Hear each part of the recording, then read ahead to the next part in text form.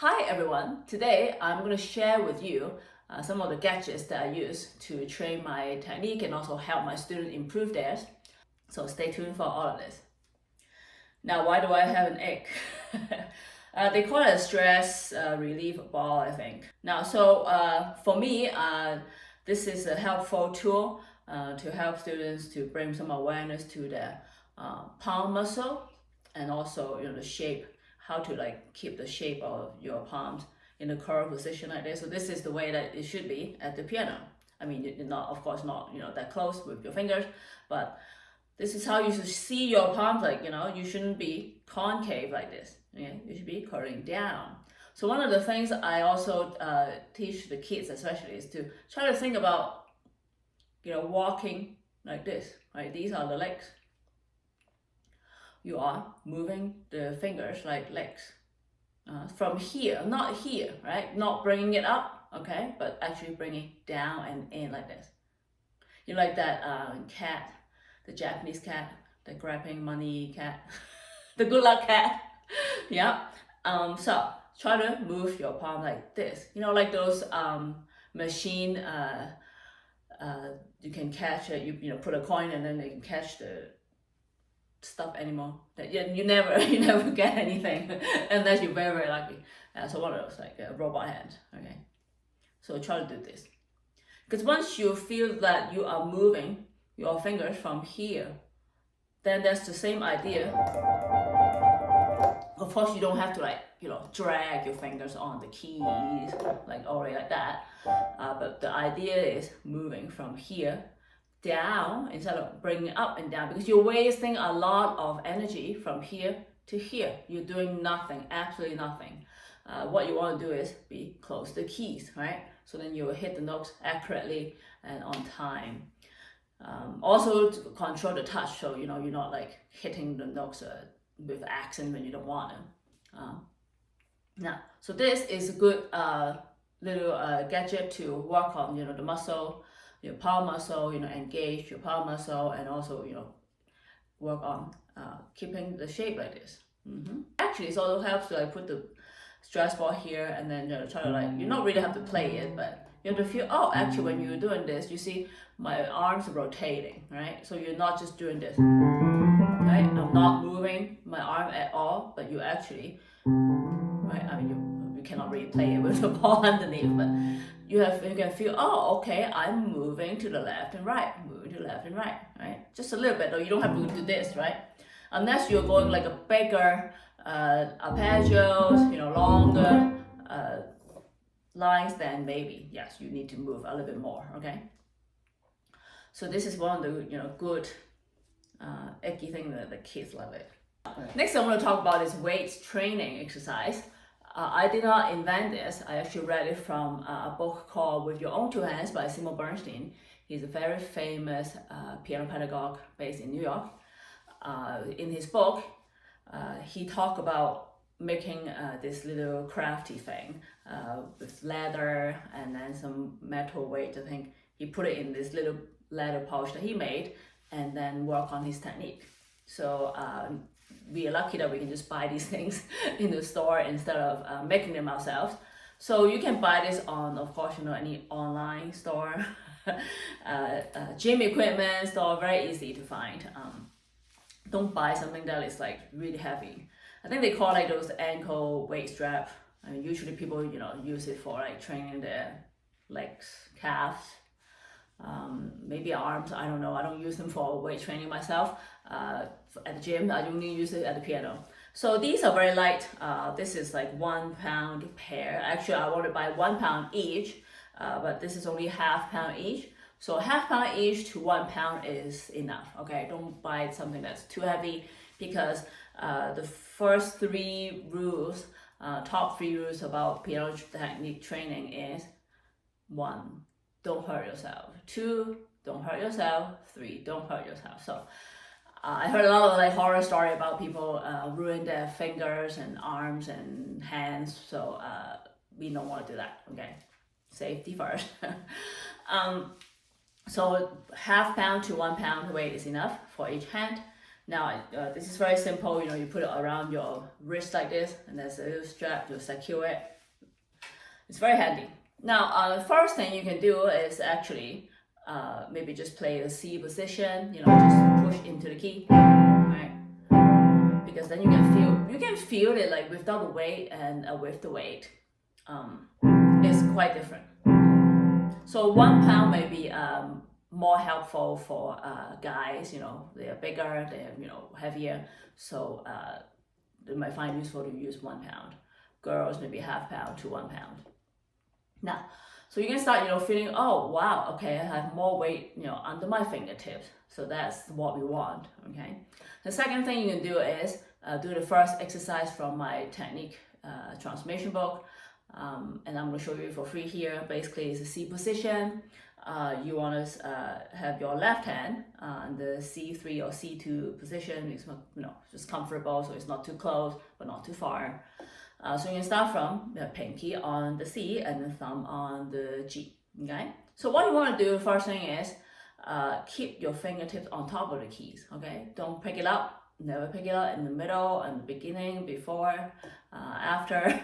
Always keep fingertips on top of the key. So what you want to do is just play them going down and up. That's it. That's all it takes for to play the exercise. Okay. So a few things to pay attention to. First is don't press your palm down. Right? See a lot of people when they go down, they do this. You want to keep all these knuckles out. You know, like when we're holding the egg. Yeah. So keep all the knuckles, especially the palm knuckles, a lot of people are not paying attention to, and all these. For the left hand, for some reason is the index finger, and then right hand is the forefinger, the ring finger. But anyway, so try to, you know, keep all the knuckles out, activated. So you don't have to keep it like a, you know, 90-degree angle, no, because that's too straight. You know, a little bit slanted is good. As long as you feel that you have control, you know, on the keys. Remember, we want to move the fingers down like that, right? So you can do this with, you know, your fingers. So try to not pull up, right? Try to from here going down, right? It's very natural. Hands to go down and just go down. That's what you want to. Basically, you're grabbing the keys, right? You're not going from here up to here. It's a lot of waste of time and energy. You're doing nothing here, okay? So try to keep them up, and then just go down and up. So when you hit the note, naturally your wrist should go down, and this will help you, you know, go down easily, right? So try to not fight, don't resist the weight, because that it will make it worse and you will hurt yourself, right? So try to go down and up, and the palm don't press down like this, okay? Keep it down, keep these up. And you see my arm go out a little bit naturally, because that means you're using your arm. If you're not, then you do this. Right? You see this? You're going up and down like this, right? I try very hard to do this, really awkward, but a lot of people do this, especially when they are they just started playing. So try to naturally go out and in, because playing piano is a circular movement, okay? Anything that you want it naturally, you know, go with a natural flow, you know, flow smoothly, then it is always a circular movement, right? You go like this, you go like this, right? It's like dance at the piano. So you can work on this very slowly. You go down, 1 beat, and then go up 1 beat, right? Try to take time and feel, okay, am I playing all the way down to the key? Am I relaxed when I come up? Right? Keep natural breathing. Don't hold your breath.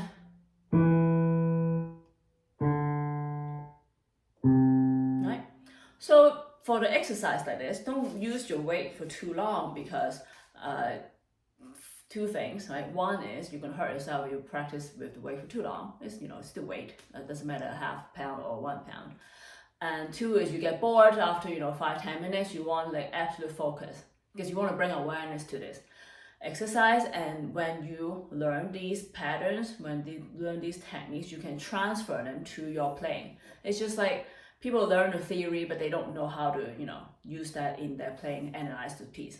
You want to learn these techniques and then transfer this knowledge to your playing. It's going to be automatic, right? You don't have to think about it. At the beginning, you have to think about it a lot. You want to like pay attention to how you feel. If it's like really uncomfortable, you feel like you're hurting yourself, stop, okay? Take a break.